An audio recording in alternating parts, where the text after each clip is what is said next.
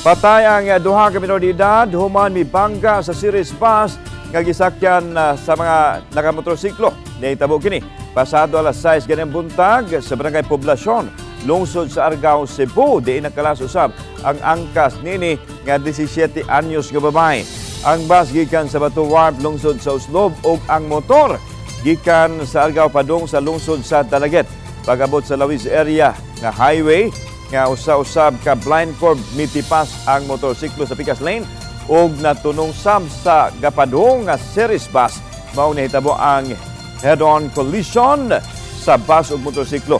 Kayong wa magsulob og helmet ang mga biktima ug wa usay lisensya ni city ang nagmaneho sa motorsiklo nga giingong luwanan.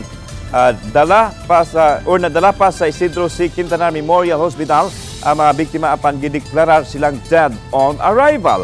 Ang driver sa series bus kasamtang ang unang gikustodiya sa kapulisan ug gitan-aw nga pasakaan og kasong reckless imprudence resulting to homicide apan nahibaw-an nga ang driver ug ang pamilya sa mga biktima nag-abot og giingong bukas sa settlement ang pamilya.